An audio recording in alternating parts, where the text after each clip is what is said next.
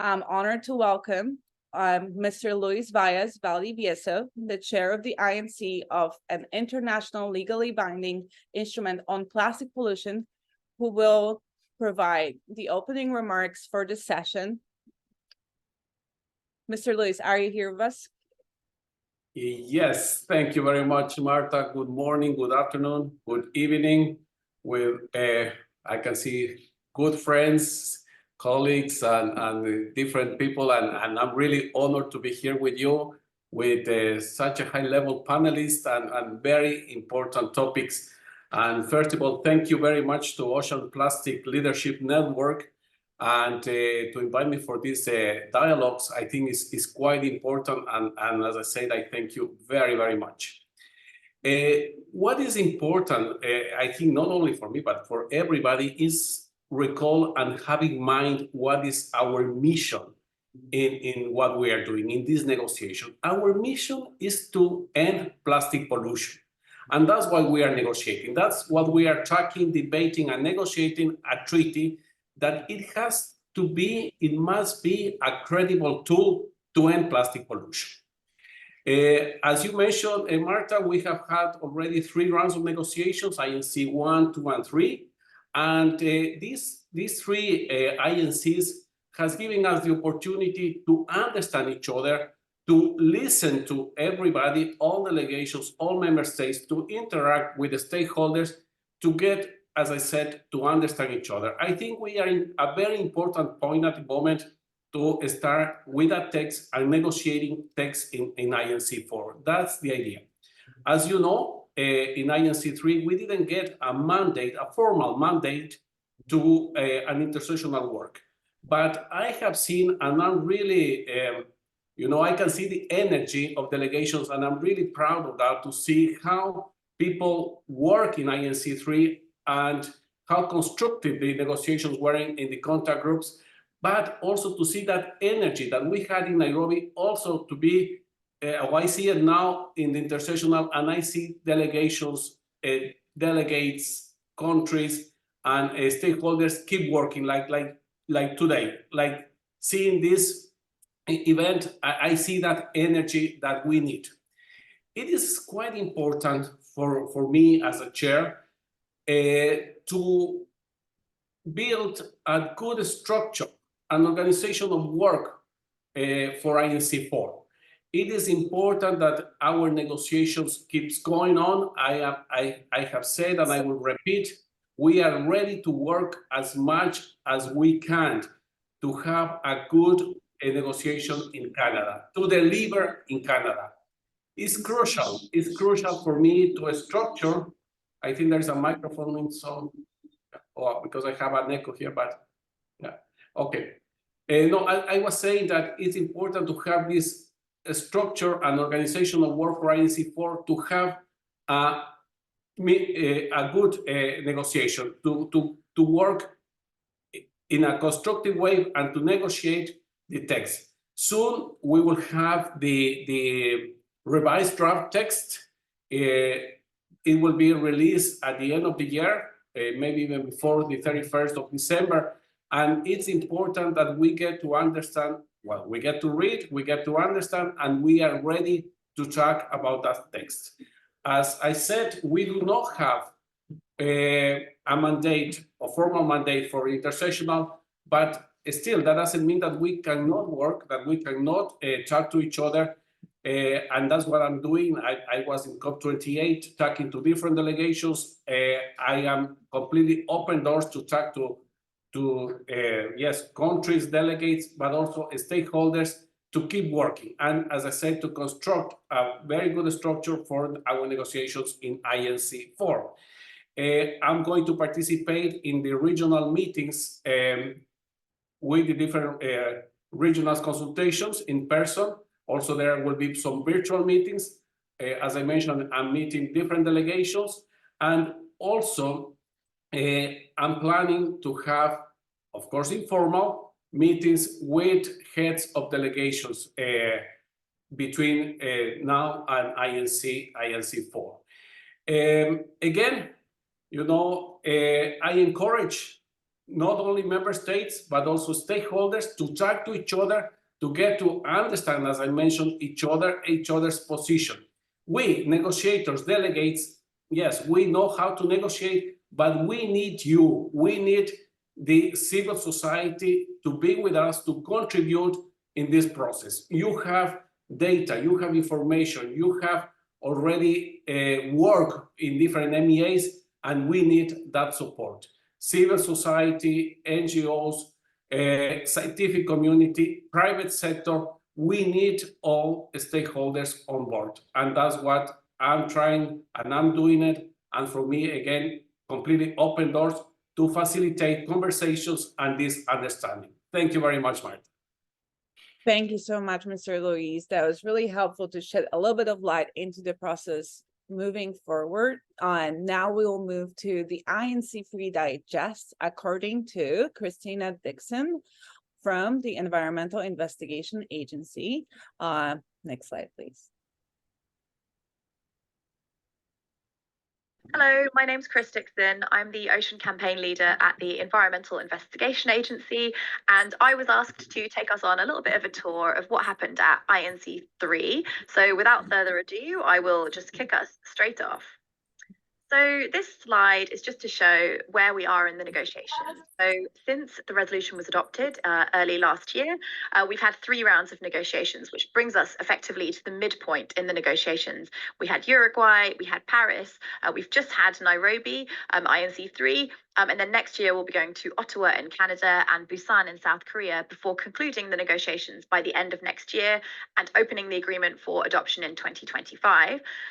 Questions do remain about whether the timeline is still feasible, given how the negotiations are progressing. But for all intents and purposes, we're still working on the assumption that this is the timeline.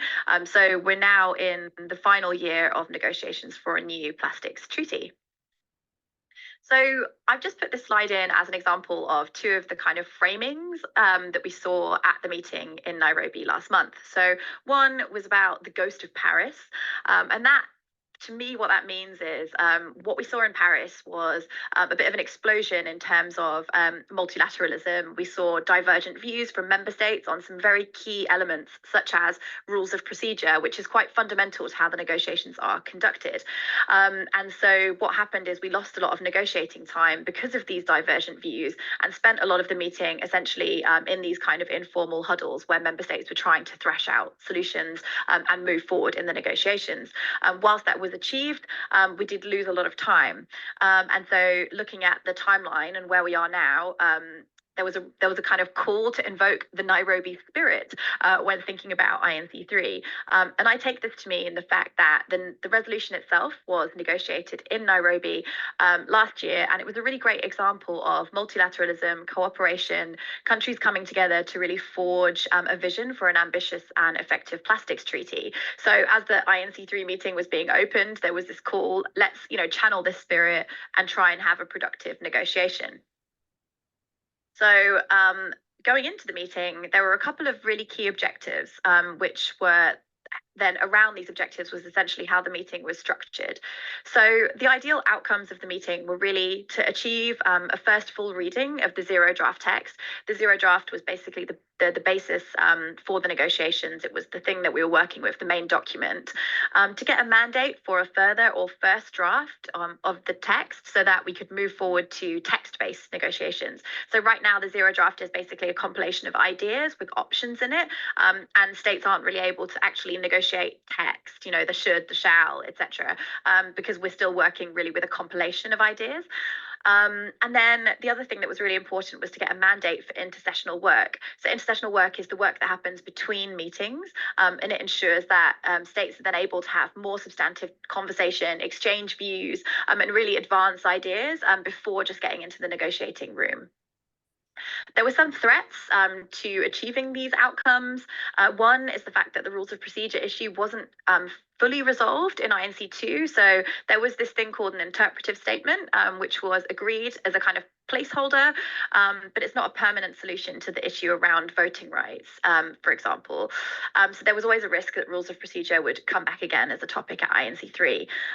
There was a concern that the zero draft might not be accepted as the basis for negotiations.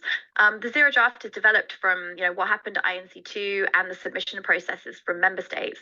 But because there wasn't a lot of negotiating time at INC-2, there was a risk that perhaps member states would feel like the text didn't really reflect all of the views of everybody participating in the negotiations.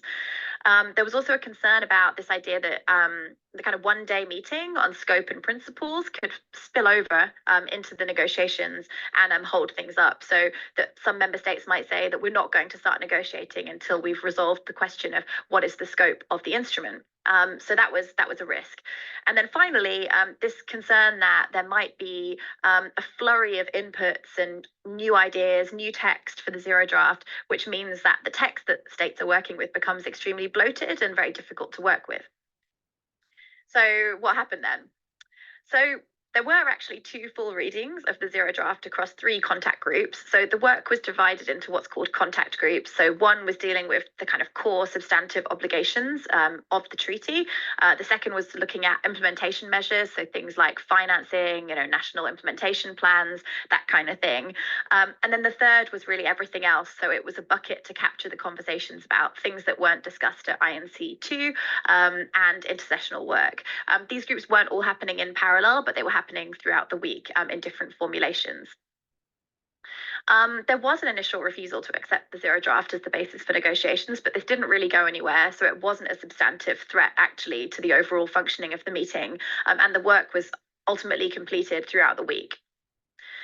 There were some delays and walkouts over scope and principles and general sort of reflection of views amongst member states, but again, these were mostly resolved and the work was able to be completed.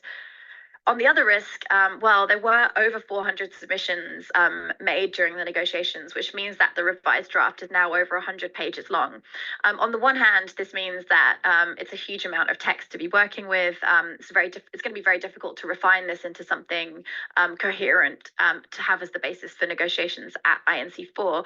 But on the other hand, the fact that at this meeting, really there was the opportunity for every member state to have their voice heard.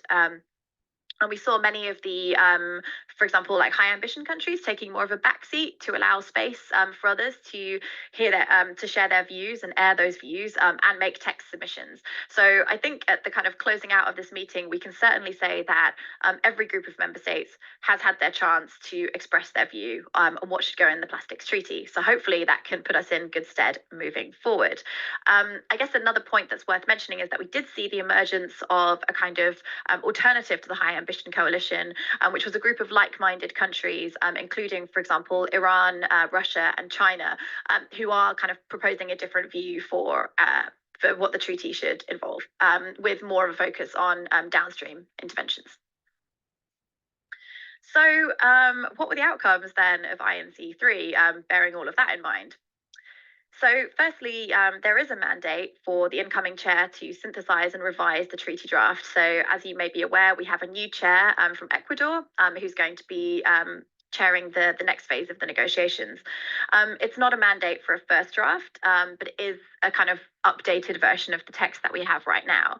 Unfortunately, though, there was no agreement on formal intersessional work, which does leave us in a bit of a precarious position going forward, because there are some very substantive issues on things like, for example, primary plastic production, on chemicals and polymers of concern, where there was big support for advancing these conversations and evolving and sharing views on these, but now no mandate to have those conversations continuing in a formal way intersessionally. Other topics also got interest, like fishing gear, for example, reuse, product design. So states are now going to be left to their own devices to think about ways to progress those conversations informally, but ensuring that there's broad participation, equitable participation, and so on, but without the kind of formal support of the structure of the INC Secretariat. So that is a less than ideal outcome.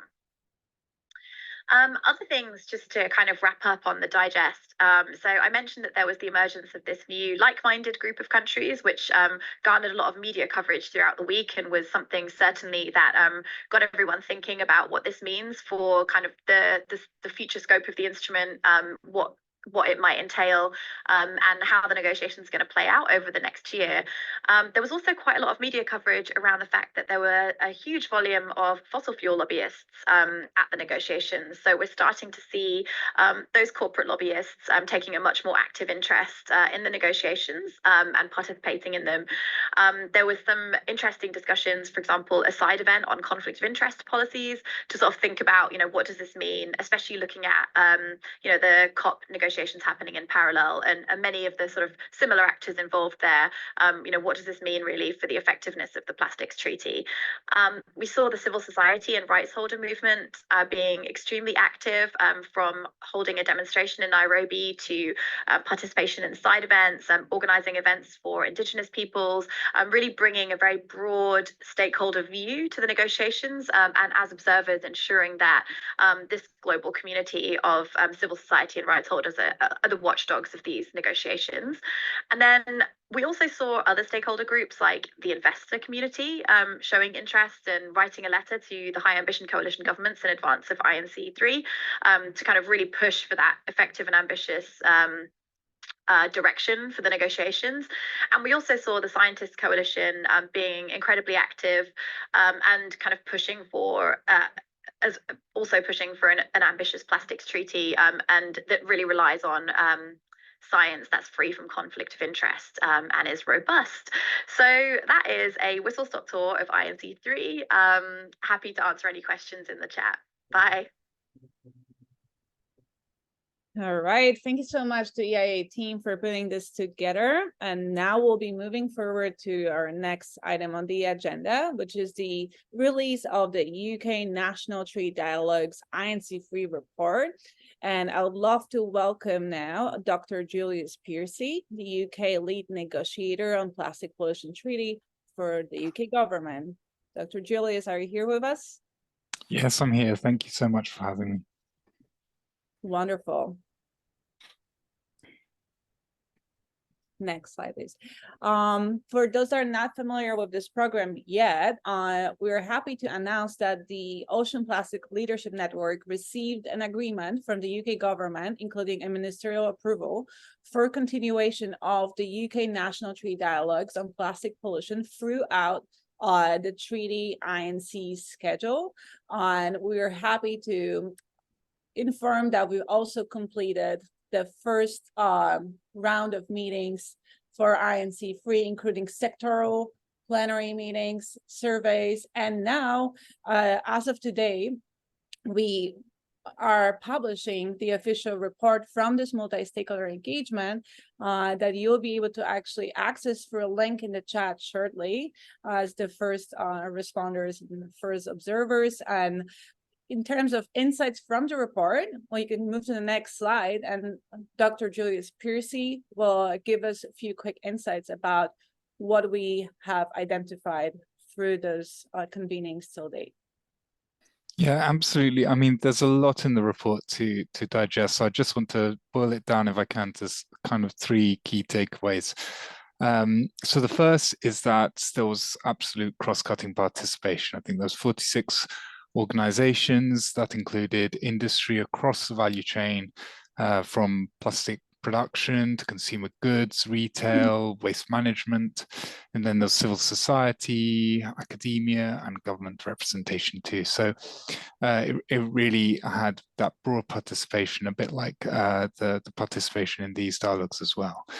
The second thing is that the views expressed did have mixture of perspectives, some that reflected both our domestic national position for UK context. For example, what impacts will the measures have on the UK industry specifically?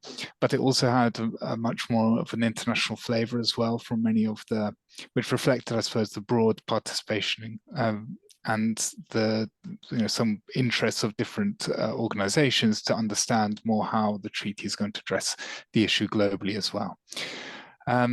Then finally, there were some clear areas of divergence among stakeholders, for example, on the production phase, on the funding mechanism, and the importance of reuse systems to address the issue. But there are also some clear areas of convergence among stakeholders as well. Need to take a sector by sector approach to the obligations under the treaty, improving transparency across the value chain, developing global design standards, improving waste management infrastructure globally, and standardizing the global monitoring methods and the reporting measures as well. So some clear areas to work on, and please feel free to dive into this in more detail. Lots of interesting stuff in there, and I hope you'll find it helpful. Thank you so much, Dr. Piercy, and we'll hear from Dr. Piercy again shortly as we move to the next item on our agenda today, Member States INC-3 panel. So we will start with a quick round of introductions, starting from Ms. Larka Williams.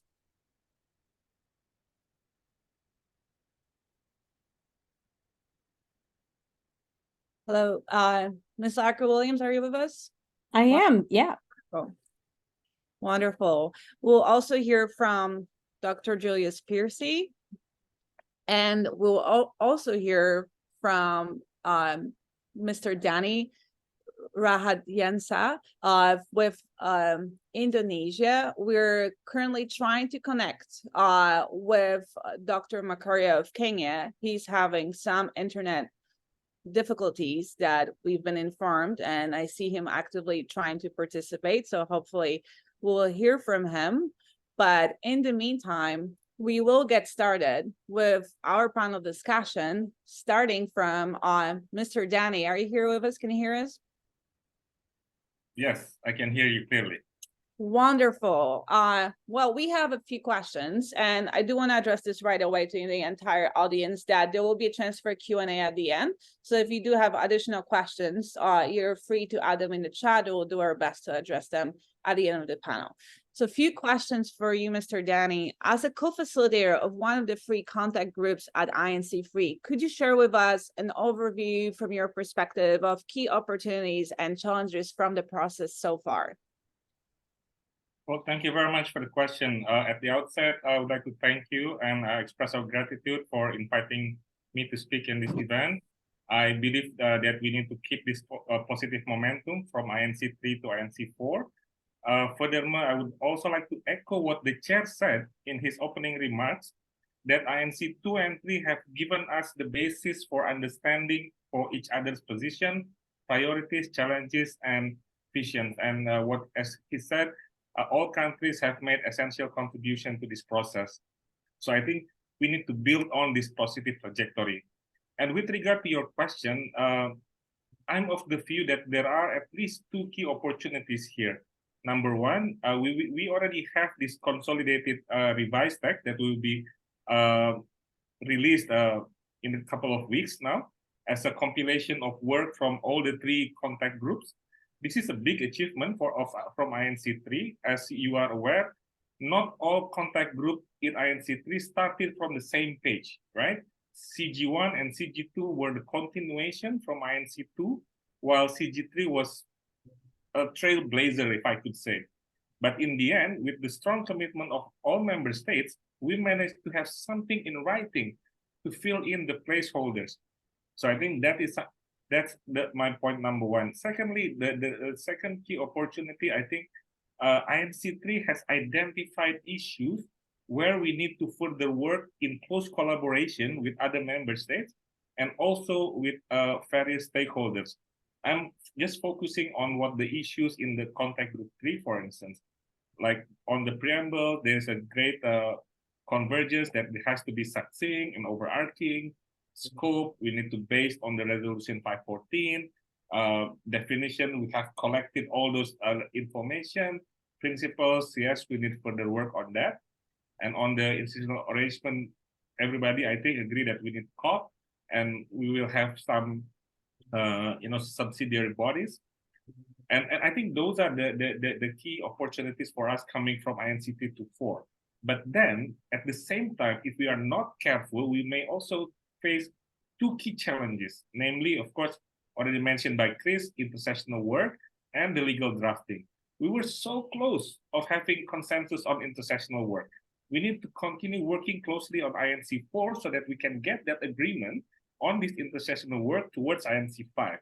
And then the second one, on the legal drafting, I believe from my personal point of view, the situation is still very fluid, so we can get either the legal group starting from INC-4 or starting from INC-5. So I leave it at that for your first question. Thank you very much. Back to you. Thank you so much, Mr. Danny. And I do have a second question for you on that note. What are the tools and support that are needed right now to establish the scope for an effective and legally binding pollution treaty from your perspective? What do we need to move forward? How can we effectively go from here and use this time between INC-3 and 4 as well to make sure that we're not wasting time, that we are moving forward? What are your recommendations on that front? I would say two things. Number one, from INC-3 to 4, communication is key. I think we need to continue this, as what the chair said. This is very useful. Communication between member states, with other stakeholders. But I think the more important thing is strengthening network among key negotiators, because I do believe in interpersonal relations, and people talk to each other, in more private context. I think that would be the first one for coming from INC-3 to 4. And my second point is in INC-4 itself, we need to have clear organization of work. Less is more. So as simple as possible, maybe not more than, as a few contact group as possible, as few parallel meetings as possible, so that we can be more focused. I think that would be my take on that one. Thank you. Back to you. Thank you so much, Mr. Dine. That was super clear and super helpful to understand your perspectives and actionable next steps for everyone to consider. We'll be now moving forward to Dr. Julius Piercy again with a few questions that we have prepared for today. So as most of you probably know, United Kingdom is part of the High Ambition Coalition. So we do want to ask specifically, what are the High Ambition Coalition's key recommendations to accelerate progress now and at INC-4 specifically? Well, I don't think I can speak on behalf of the whole of the High Ambition Coalition. There hasn't been quite enough time yet after INC-3 to sort of agree what the position of the High Ambition Coalition will be for INC-4, but I can certainly provide some perspectives and some of how we can really try and accelerate that progress to INC-4. So I think one of the key points is that, as Chris Dixon pointed out, the draft treaty text is over 100 pages long now, and so it's a bit of a monster. So we really need to start finding common ground on some of the issues in there, and on those issues where there's the greatest divergence between countries, we need to kind of set aside some of our major differences and start talking to each other more, a bit like Danny has just said, but not just as the negotiations themselves, but right now we have the text. We do not need to wait until we are in Ottawa this spring to actually start those conversations. But those conversations don't need to just happen between countries either. I do encourage all of you on this call with an interest to go through the draft text, to identify those areas where you have the greatest level of interest, and to reach out to your governments or to other stakeholders. And above all, just don't shy away from those difficult conversations. So the thing we most need at this stage is to avoid creating lots of echo chambers where we're speaking only to those who we know have the same position as us. We've got to get beyond that point and to start speaking to across all of these different positions, and so we can start building that consensus that we'll need, that common understanding that we'll need towards INC-4 and then for INC-5 as well, and help us reach that final treaty. Well, thank you. That kind of leads me to my next question, and you've addressed this to a certain point already. So without a mandate for intersessional work ahead of INC-4, what are UK's government's specific recommendation for advancing the work? And here we're talking specifically about, for example, chemical polymers of concern, reuse, and product design. And then, obviously there are many other critical provisions to address too, but we were hoping to get a little bit more detail about that. Yes, I mean, as Danny has said, we were so close, and it was, of course, a bit disappointing that in Nairobi we weren't able to agree to formal intercessional work. Negotiations did go right up to the wire, specifically on sort of two key areas. One of them was that countries wanted further work on, which was chemicals and polymers of concern and problematic plastic products, and the other key one was on finance. But that doesn't really mean that countries can't continue to develop a common understanding on these key points ahead of INC-4. And in fact, the UK and Brazil sort of set a bit of a precedent with this before INC-3 with some informal dialogues where we sort of brought together a group of experts. And, this is...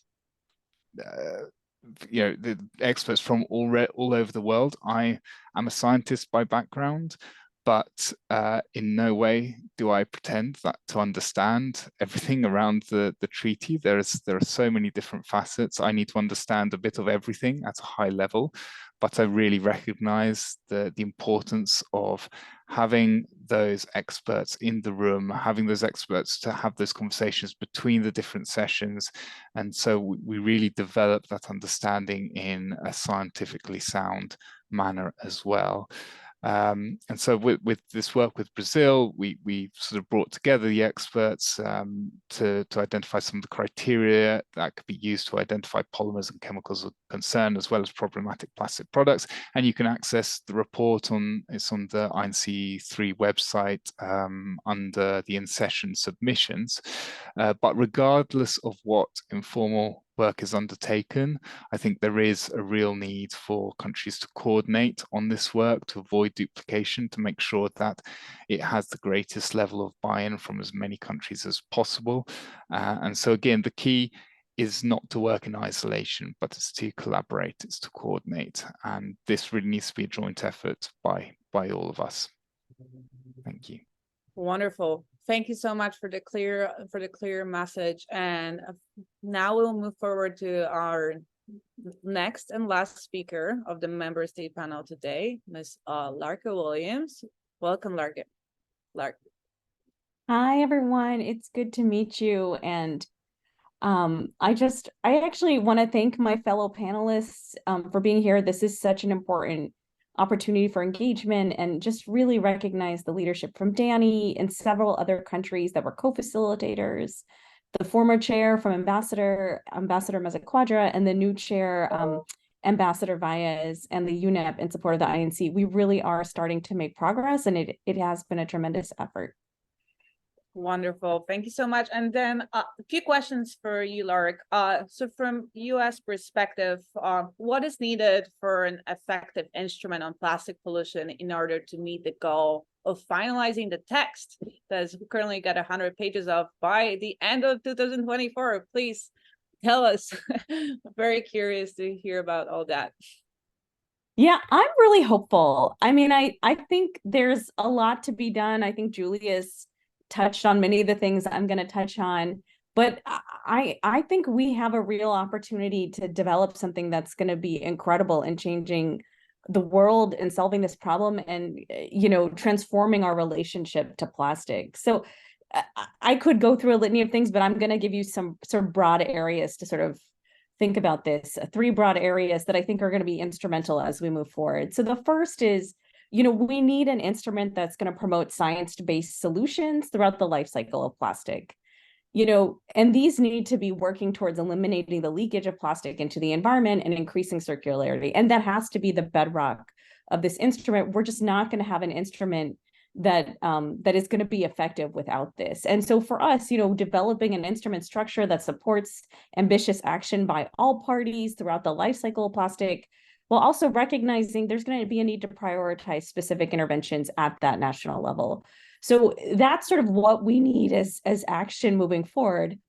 The other thing I think about our success in developing an effective instrument is something that Julius touched on, which is that we need an instrument that ultimately has pretty much all countries as parties and really drives action with stakeholders. It is going to be vital that, the major producers of plastic, the major consumers of plastic, which really is all of us in our everyday lives, are incentivized to action. And national governments have a strong role. They're going to need to implement the obligations and commitments of this instrument, but we're also going to need to partner and find ways to incentivize action with our stakeholders from the private sector, civil society, indigenous communities, supporting the informal sector, thinking about how we do this as a just transition. There is so much there that is going to be critical to doing this transformation and changing our relationship from linear, you have a product, it goes into a landfill, or you have a product or it ends up in the environment,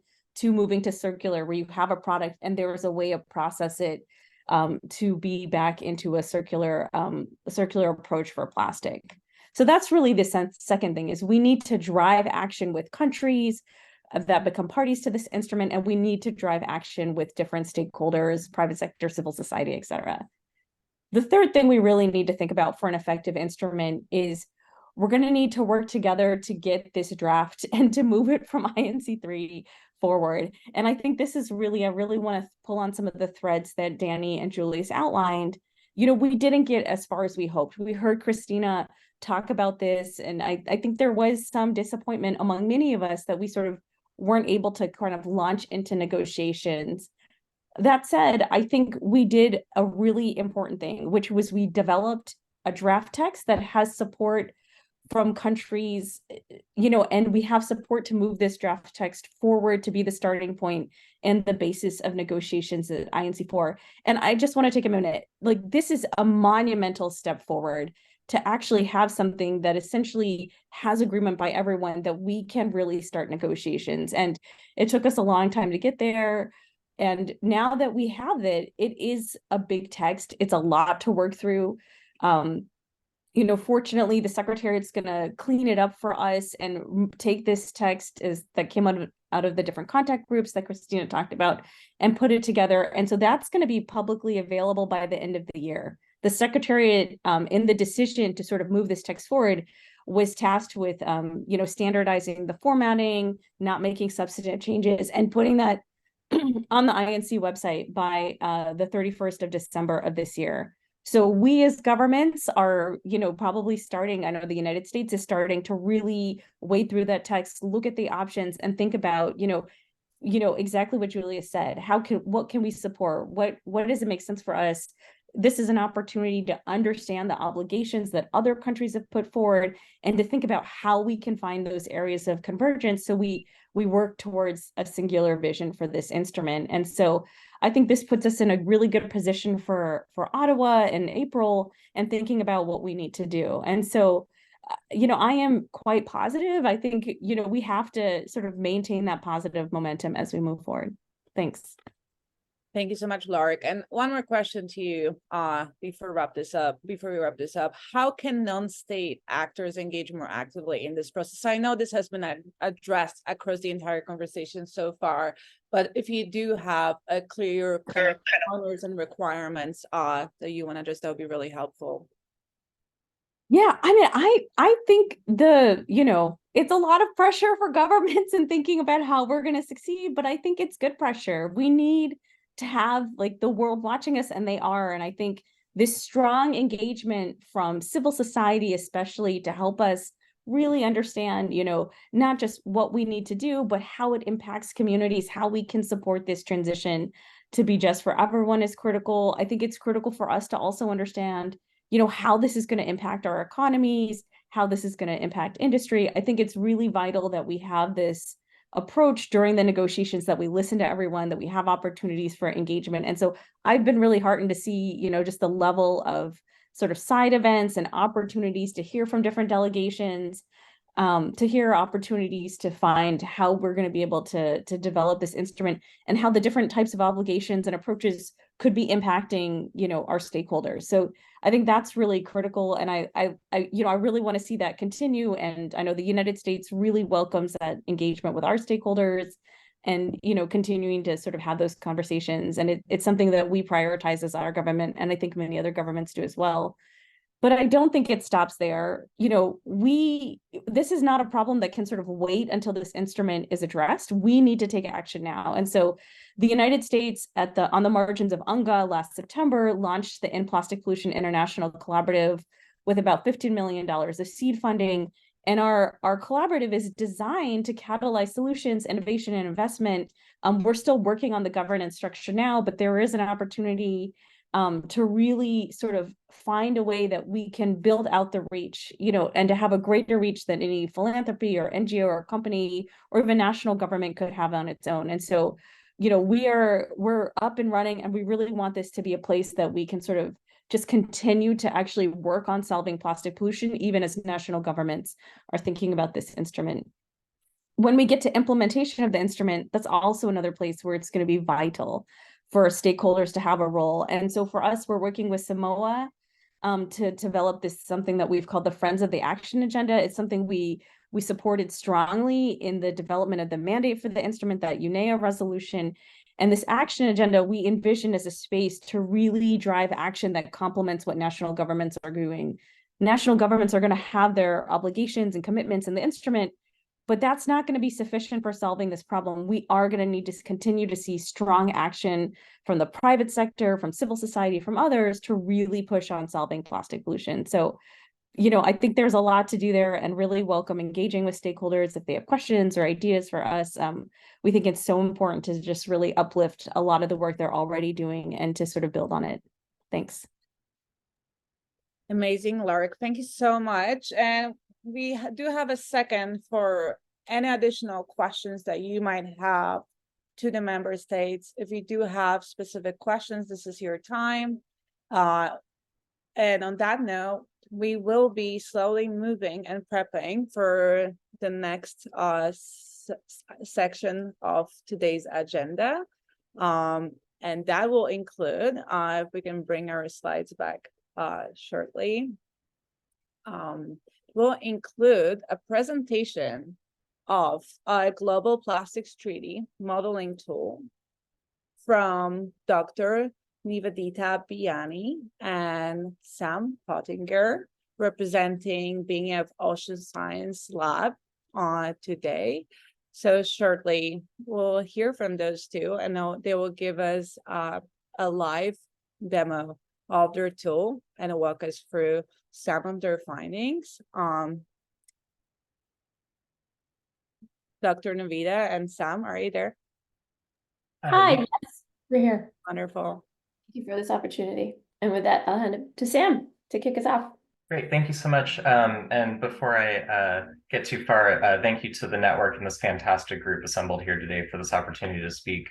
We're going to be briefly demoing a joint project between the Erica Wendy Schmidt Center for Data Science Environment, UC Berkeley, and the BNF Ocean Science Laboratory at UC Santa Barbara that looks at the impacts of global coordinated action options that was called for by the esteemed chair earlier in today's session. In addition to this interactive science tool, there's also some available from Systemic, the World Bank, Pew, and others. And we hope that you leverage what the scientific community has to offer in your consideration of this global issue as you navigate some of those options through the full life cycle of plastic that these fantastic speakers have touched on today. In that spirit of positive momentum that was mentioned, I also invite you to reach out to us to engage not just on what is in here in the tool today, but also how we can serve you more broadly in this process. And from that, we've also added views and perspectives from hearing from folks that are present here today within the tool. So with that, what is in here? When we first land into globalplasticstool.org, we start this conversation in mismanaged waste. We can see that if no action is taken in 2050, we anticipate that we'll be generating 108.4 million metric tons of new mismanaged waste across the globe. We can also look at other fates though, so incinerated waste, landfill waste, recycling, and we can interactively toggle on different policy options. For example, seeing what the cumulative effects are between these two different pieces here as we try to get closer and closer to 0 million metric tons of mismanaged waste in the future. My esteemed colleague Navdeepa will also discuss some of the options that are available here in the details tab. But just so that you're aware, we have an opportunity to look at not just the end-of-life fates, but also where that plastic is produced, how it flows through the economy across different sectors, and how it plays across the globe regionally. And finally, in addition to the high-level policies that we've detailed here, there's also the option to explore some more detailed policy interventions in this toolbar that sits on the right side, which also includes information about the scientific assumptions behind each of these interventions. So with that, we don't have a lot of time, so I'm going to hand it back to my esteemed colleague, Navdeepa to take it from here.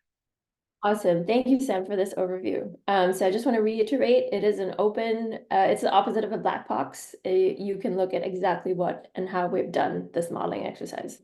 So with that, I'll walk you through two scenarios, a low ambition scenario and a high ambition scenario. So what does a low ambition scenario entail? We put some numbers on the zero draft, and we see a 30% reduction in single-use plastic, a 30% reduction in additives, no ban on problematic packaging, no ban on waste trade, and no cap on virgin production, a 20% minimum recycling mandate, a 20% minimum recycled content mandate, no tax on plastic, and a $10 billion investment on plastic recycling, and a $25 billion investment in collection infrastructure, so waste infrastructure.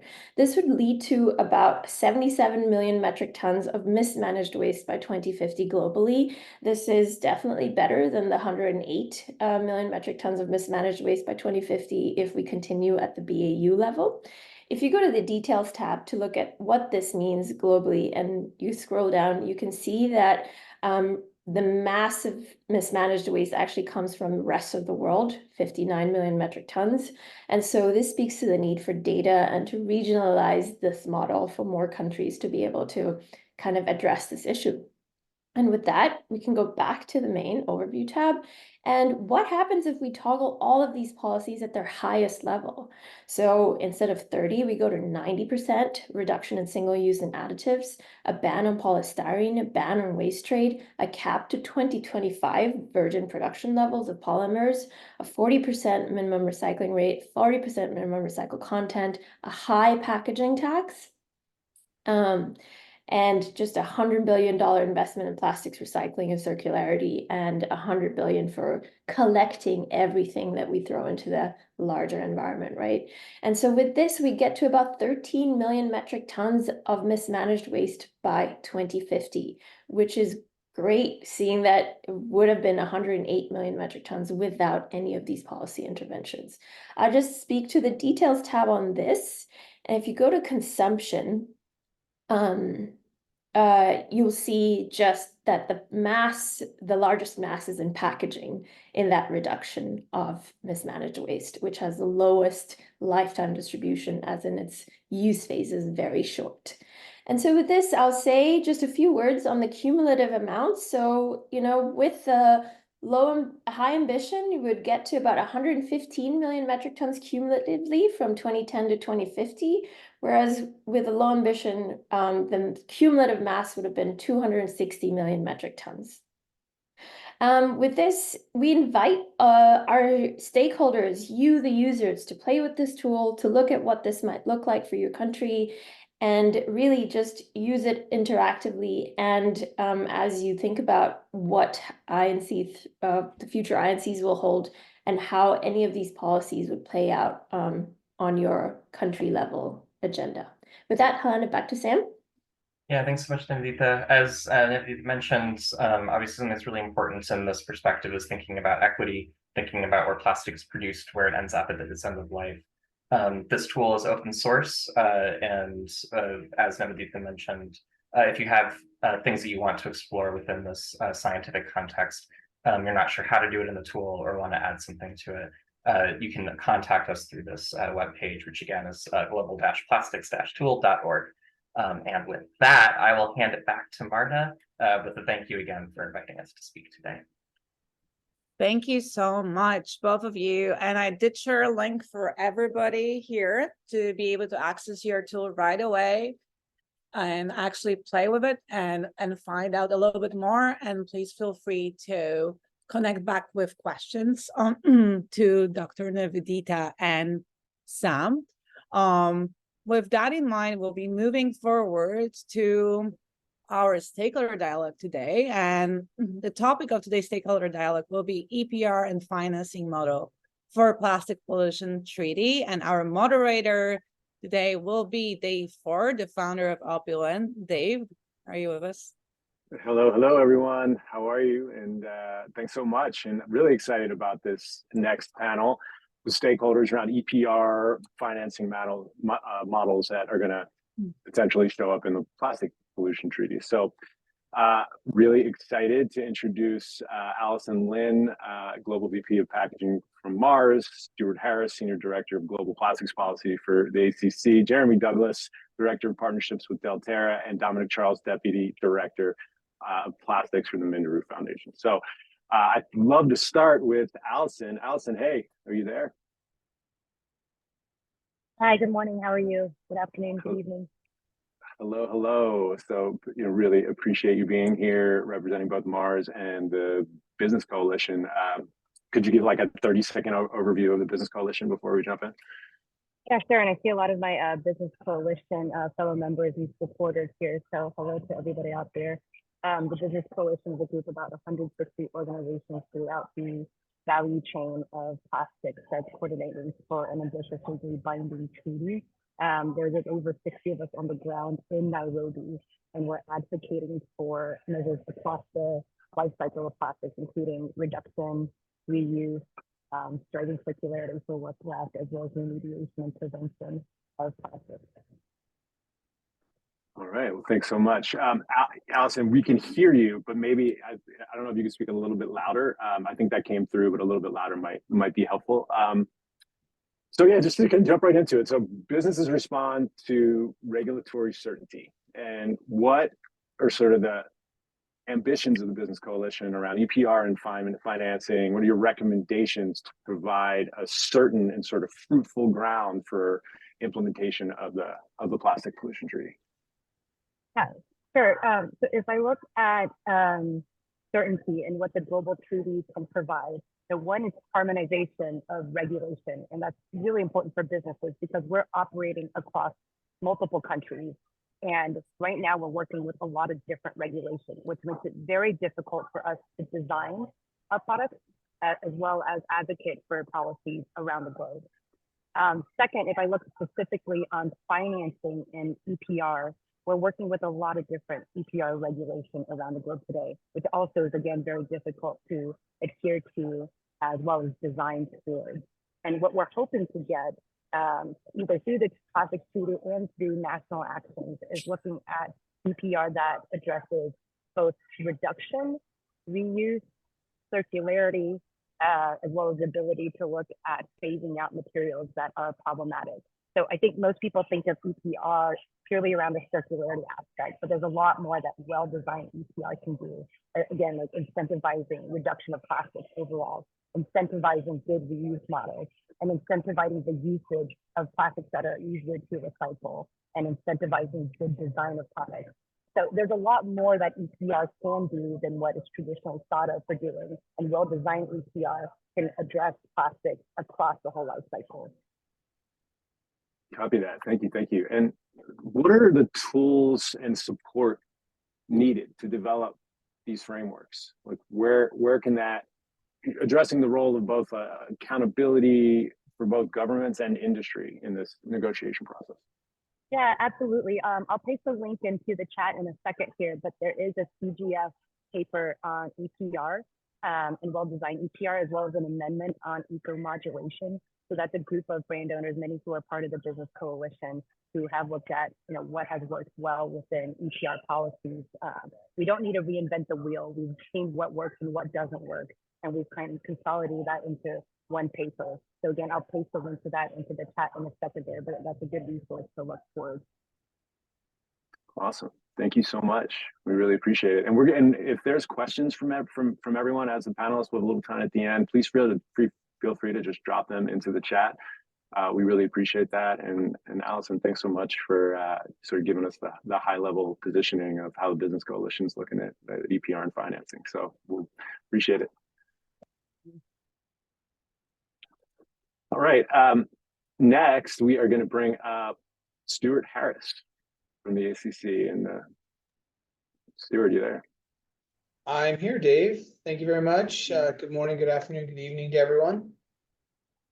Thanks for being here. We appreciate it. Would love your perspective, sort of on the sort of global negotiation front on development of a virgin plastic tax to fund waste management infrastructure as a part of the treaty scope. Dave, thanks for that. And just for a bit of background, I also work closely with ICCA, the International Council of Chemical Associations, which is really how we're engaging in the Global Plastics Agreement negotiations on behalf of the broader industry. We've seen the proposals for a virgin plastic tax, and one of the unfortunate parts about INC-3 is we didn't get to that point of hearing governments' views on some of these different policy positions. We're hoping to have more clarity on that at INC-4. And a key question that we're looking for is kind of broadly, how do we get funding to that subnational level? Waste management infrastructure, we know, is going to be a critical piece of this equation. Identifying funding, identifying opportunities to accelerate, both public and private investment in infrastructure is going to be critical in order to build that supply chain so we can get materials at the end of life and bring them back into the system, whether it's a reuse and refill model, whether it's for recycling, or whether it's trying to drive design. We've got to build out that infrastructure to enable it.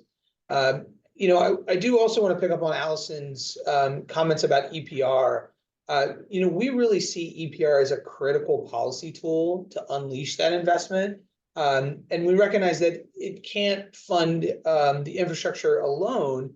But when you put it together with blended finance, when you put it together with that grant funding, with that public funding, you can really unleash a tremendous amount of private sector funding. And as Allison mentioned, some of those key points behind.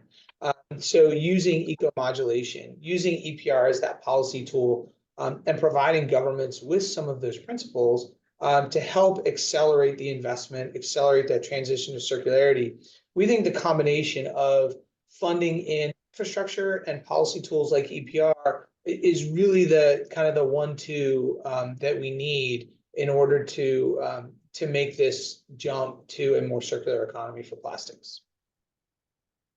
Copy that. Thank you, Stuart. So with respect to sort of a plastic fee originating at the producer level, is there a firm position you have there specifically, or we're looking for alternatives? Or so we are looking at alternative options to that. We recognize that it is an idea that's on the table. We've seen it in the chemical space in the past, and we know there is some resistance from governments to that type of model, again, because it's often difficult to get funding from the national level down to that subnational level where it's needed.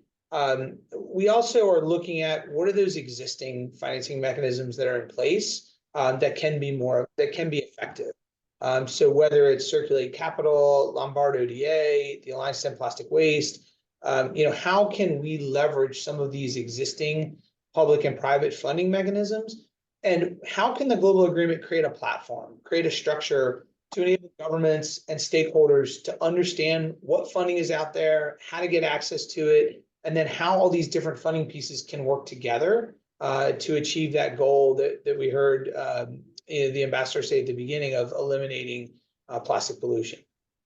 Got it. So looking at existing mechanisms that are already out there, seeing if there's certain ways to not like reinvent the wheel, but then also, correct me if I'm wrong here, but open to considering new ones, depending on what comes up and sort of how that works in the sort of matrix of consideration that you're looking at. Does that sort of summarize? Yeah, we don't have all the solutions. We do have a fair amount of experience, but we need to be looking as broadly as possible to see what, let's get all the options on the table. Let's figure out what works. Not everything is going to work everywhere, but we're very much open to engaging in that debate. And again, hearing what the government said at the beginning, I think it's an important opportunity to stretch, push ourselves out of our comfort zone and have some of these more difficult conversations about, how could some of these novel systems work. You copy that. Thank you very much. Really appreciate that, Stuart. And if anyone has any questions, I just see a question coming in from Colin at Indorama Ventures. I think, Colin, we'll see if Dominic can address some of that in his remarks in a second. But Stuart, thank you so much. Really appreciate you being here today, and we'll hopefully get some more questions from the audience. So next, I want to bring up Jeremy Douglas from Delterra. Jeremy, are you there? I'm here, Dave. Hey, how's it going? How are you? Good to see you, my friend. Good, excited to have you here. Maybe if you could just do like a 30-second sort of high level on the Delterra before we jump in. Yeah, for sure. And that headshot you had of me is several haircuts ago, so maybe I need to update that one. But so Delterra, we're an international nonprofit environmental organization, an NGO. We were founded by McKinsey and Company, but are now separate. And we design and implement waste transformation systems in global South countries. So we help mostly municipalities go from 0% or very low recycling and landfill diversion rates to drastically increasing the market for recycled materials. And we also work upstream to help companies reduce plastic waste at source and look at solutions for designing different packaging. So yeah, we're really working at the system change level for waste and recycling. Amazing. And just can you quickly give a couple of countries that you guys are really active in right now? So right now we're working in on my computer. I'm in the Pacific time zone, and I'm switching from dark mode to light mode. So as the sun rises here, so I hope it's not too glitchy. But we're working in Brazil, Indonesia, and Argentina right now, and looking at other countries we might expand into. Amazing. So in your view, in having this expertise on the ground, what are key financial mechanisms that the global treaty should and could consider for bridging gaps across the waste hierarchy? Yeah, exactly. Well, I think we've been talking about the Global Plastics Treaty. It's great to have the chair speaking here as well as member states. We're talking a lot about the most high level thing you could possibly talk about, which is like a global instrument for plastics treaty, whereas waste is actually one of the most hyper local things you can imagine, because it originates in all of our households and businesses and is dealt with largely by municipalities, or even smaller level than municipalities in many countries. So we're trying to really look at how do we bridge between these high level commitments and what actually happens on the ground. And so there are some things that are universally true, like we've talked about standardized systems and whatnot, but then there's many things that need to be hyper local and contextually appropriate, especially for global South countries. And I think this is like the plastics treaty is a great opportunity actually for many countries to leapfrog global North countries. So let's learn from what's been tried and failed in other countries, and let's support those that are emerging in terms of circularity to actually get much further ahead than Western Europe or North America.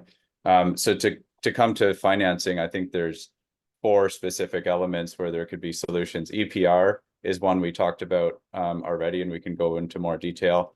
But as Stuart mentioned, I agree completely. EPR is not going to be enough to build waste management systems from scratch in many countries. Like that's going to be billions of dollars. There's no way EPR is going to pay for all of that. So that's why it's exciting to see there's a multilateral funding mechanism that's mentioned in the Zero draft. I think that would be really important for sort of an equity and a just transition for global North countries to support waste management infrastructure development in global South countries. So I'd love to see that multilateral instrument take shape in the Zero draft. Public financing is going to have to be part of this as well. So governments are going to need to spend more money on waste and recycling, all the way from national down to municipal level. And then the 4th category of financing, I would just call other, which is public-private partnerships, de-risking investments up front, grants and donations for project preparation. And just to speak to that point just for a second, I think one of the biggest challenges we see in working with municipalities, who are mostly the ones that have to deal with waste and manage it, is they don't have the financing for it. They don't know how to make improvements bankable. So there's all this talk about, Alliance to End Plastic Waste or Lombard ODA or Circulate Capital. Others are looking for investable opportunities, but municipalities often don't have a project that is bankable, and they don't know how to go from, we have an idea that we want to create circular economy and we want to divert materials away from landfill. How do we actually develop an investable project? Like, how do we help them to go from idea to something that could then track investment from a DFI, like a Development Finance Institute, or other private investors? So that's where we're really focused on helping build capacity of municipalities to separate their waste streams, develop new offtake markets, and then hopefully scale that by attracting financing. So I think that's one of the biggest challenges, is like when you drill down to municipalities. It's interesting. If there's one stat from the systemic Pew Breaking the Plastic Wave that I like just cannot shake, is that the 2 billion people that don't have access to waste management and infrastructure, and obviously like your work specifically is addressing that directly. We're getting some good questions in the chat that I'm going to bring you back up in a second, Jeremy. But thank you so much for your sort of overarching remarks, and yeah, just want to acknowledge that Dr. O'Hare, thank you for that question, and we'll address that in a second. But I want to bring up our final panelist, Mr. Dominic Charles from the Minderoo Foundation. Hi, Dave. Yeah, how are you, my friend? Yeah, good, thank you. Do you want to give like an overarching sort of what you're doing at the Minderoo Foundation, high level, and then we'll get into specifics on the finance initiative? Yeah, thank you very much. And thanks to OPLN for setting this session up, particularly this panel discussion on financing, which I think is such an important topic to be talking about. Our observation is that kind of across the board, we're at quite a low starting point in terms of common understandings on what we mean by financing. What is the scope of financing? What are the common definitions of some of the financing provisions that are on the table, and even a kind of common understanding of like the starting points in terms of like where the mapping of financial flows both today and what's required. So we're working very hard at Minderoo Foundation to ensure that like there is a comprehensive understanding of what we mean by financing, and we think about it in two different ways. We think about financing in terms of the means of implementation, specifically for developing countries, to implement the international defined instrument. But we also think about finance in terms of the economic transformation needed globally and the redirection of financial flows to end plastic pollution across the life cycle. So kind of two quite different flavors, kind of financing and finance. So on the first one, this kind of specific needs of developing countries, I think a really good overview, and I would concur with pretty much everything that the previous speakers have said about like there's a real imperative to kind of bring together the different pieces of the puzzle that we need. So the work that we heard about done by the University of California, work that's been done by the OECD, by Systemic, has pretty clearly identified like that there's a huge financial gap running into the tens of hundreds of billions that is going to need to be met for implementation in developing countries. And there is a clear consensus that traditional sources of government, ODA, financial aid is going to be insufficient to close that gap. It's essential, but it's going to be insufficient. So we do need to look at more innovative sources, especially from the private sector. And so we've heard about EPR, we've heard about the idea of kind of fees on polymer production. And I think probably the answer is we need both of these things. And that actually they can work in extremely complementary ways. So for example, EPR, traditional EPR is really good at financing the ongoing operating costs of waste management, of some degree of switching to circular solutions.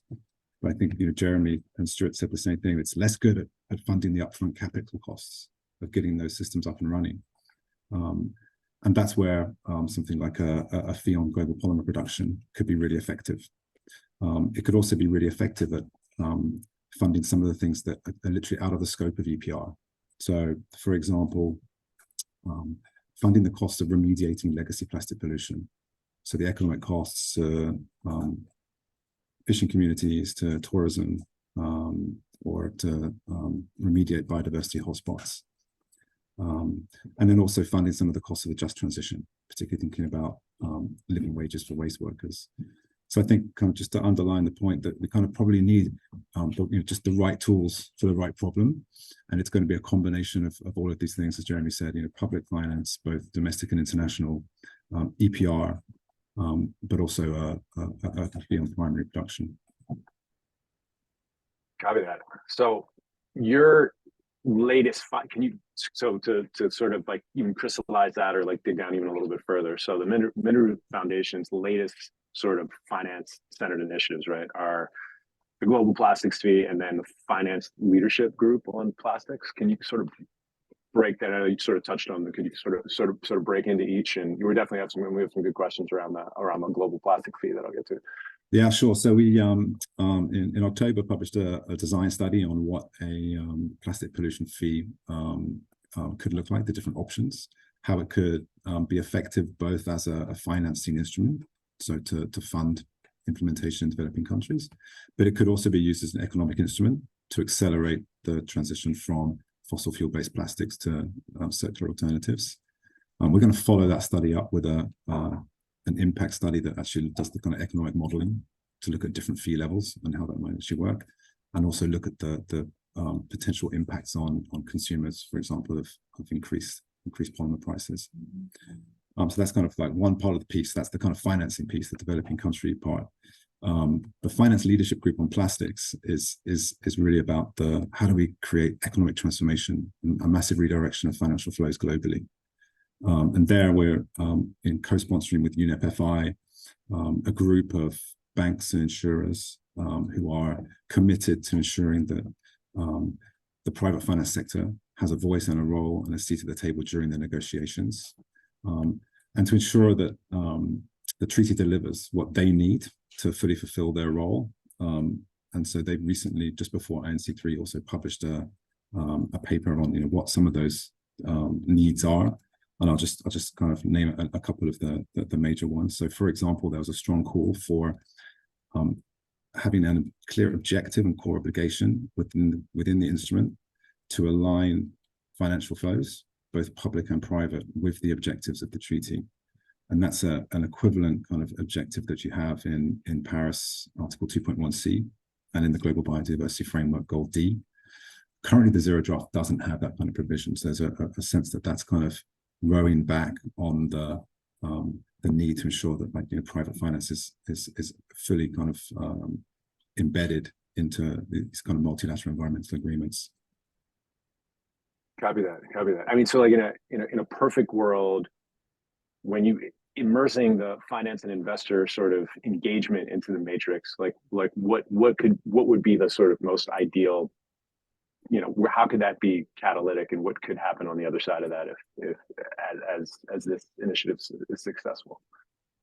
Yeah, I think ensuring that or facilitating representation from the private finance sector and dialogue between private finance and delegations and within the public sector to understand the critical role that private finance has to play, so that in any scenario we're going to continue to see private finance funding the largest proportion of any transition, and what are the enabling conditions required and the enablers within the instrument, so that private finance can kind of fulfill that role. So things like clear taxonomies, clear targets, disclosures, the things that kind of create the regulatory conditions for private finance to thrive. Amazing. Thank you for that. So I'm going to move into question and answers. And there's one question, Dominic, that I think, and I don't know, Megan, if we can spotlight all the panelists, if possible. If not, no problem. But what I'm just calling from Indorama Ventures, she just had a question. What's the virtue of a virgin tax? Would we tax a virgin plastic pellet that ends up as a reusable product, the same as a virgin plastic pellet that makes up a single-use item? Is there nuances between different plastics type, I guess, is the question. Where taxes have worked, like plastic bag taxes, they've been on consumption, not production. Just if you want to weigh in at all there, we appreciate it. Yeah, sure. And I will drop the link into the chat to the design study that I was talking about that we published in October. So I think our in that report, we're proposing that we were proposing a kind of flat fee on all polymer production. It is very hard. I completely agree. Very hard to say, like, what is the final destiny of any particular polymer. Therefore, we're suggesting that for simplicity and ease of implementation, a flat fee on polymer would be the most effective and efficient. It would be effective in raising revenues to redistribute to developing countries for implementation. And that would be the primary purpose of a fee as a financing instrument.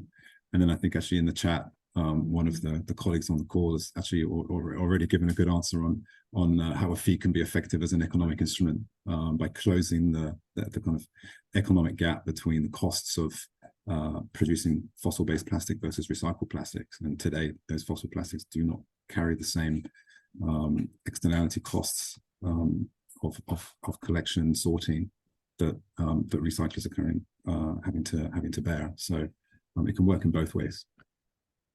Amazing. Dave, I think one challenge with a global fee is as it's been described, is it is a very blunt instrument, and so we are going to see disproportionate impacts on certain parts of the economy, on certain developing countries, whether those are producers or consumers, as this gets passed along. And so, one of the concerns that we have is if we're trying to solve for addressing plastic waste in the environment, is that tax the best instrument or the best tool to address that problem?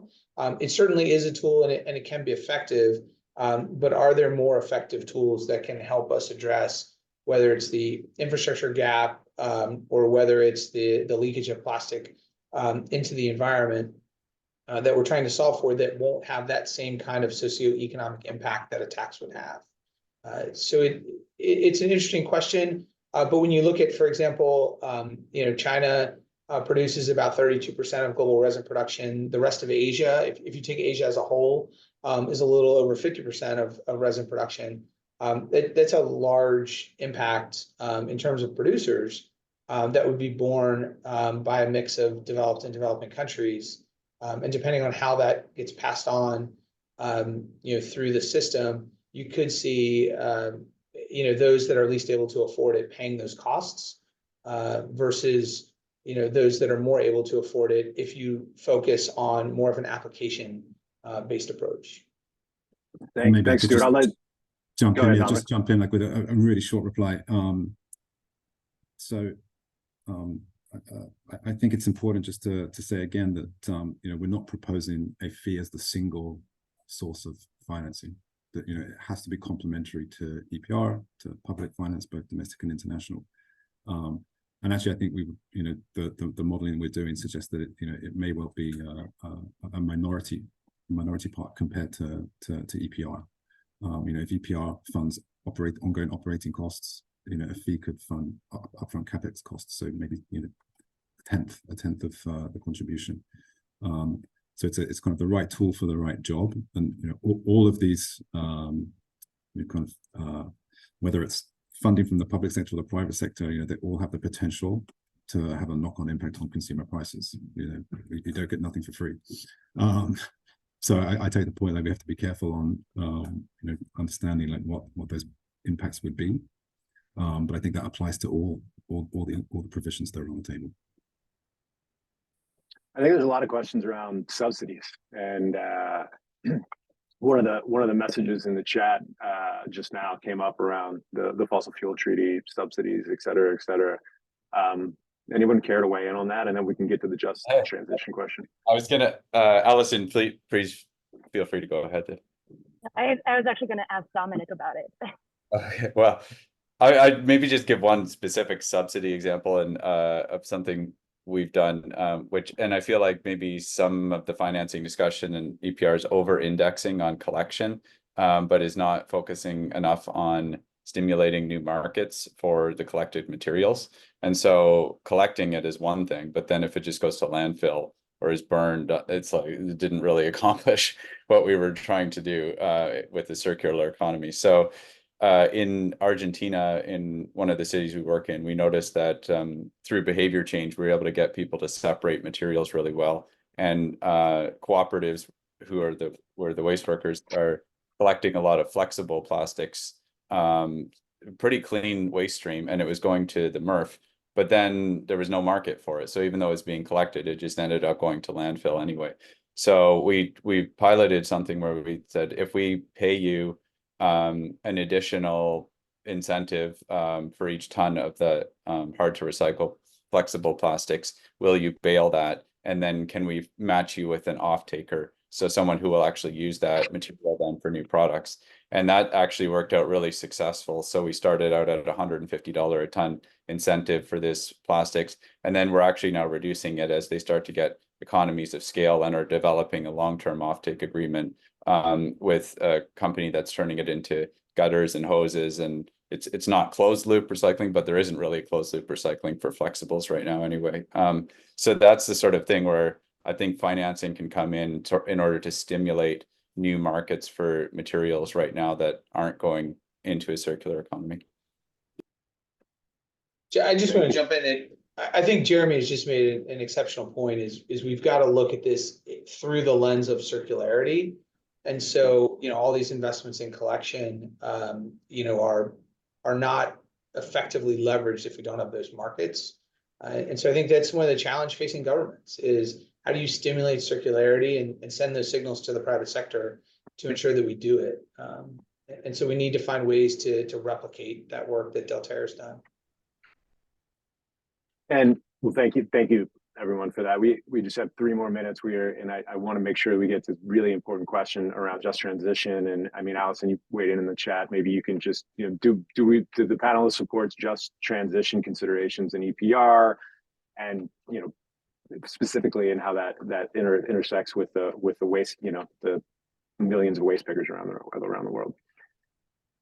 And I think this is a topic that goes across all areas of the treaty, right? So we support just transition, not just in EPR, but across the whole treaty, where EPR is just one of the measures that we're looking at. And for me, it's not just transition, but also looking at how EPR can look at everything from production all the way to circularity and remediation. So just transition, not only for the waste picking, but also throughout the whole life cycle and throughout the treaty.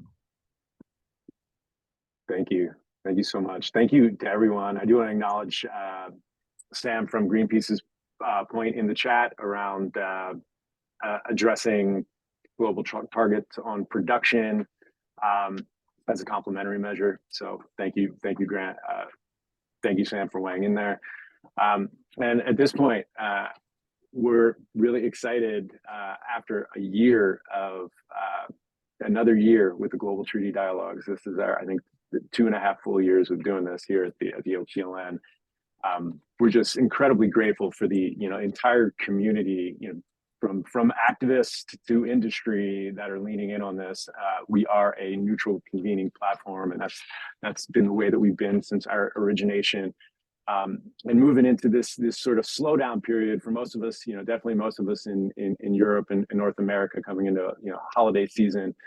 I just want to, on behalf of Marta, myself, and the entire OPLN family, just thank you so much for continuing to be willing to have really tough and difficult conversations across the stakeholder set, across governments. That's how we're going to get here.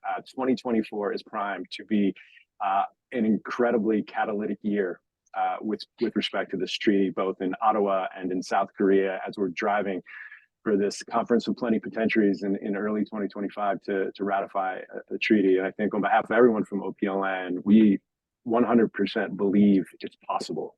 Even as hard as some of these negotiations have been so far, we truly believe in the possibility that we can have an effective, powerful treaty that can solve this crisis. So, on that note, I just want to end this on a note of optimism. I want to thank all of our distinguished panelists and speakers today. And we're looking forward to an amazingly powerful 2024 and continuing with this program. And again, just on behalf of all of us here at the OPLN, thank you so much for coming. And there will be a recording of this if you'd like to send it to colleagues and other people in your organizations. And with that, thank you again so much, and have an amazing holiday season for those that celebrate, and Happy New Year, and see you in 2024.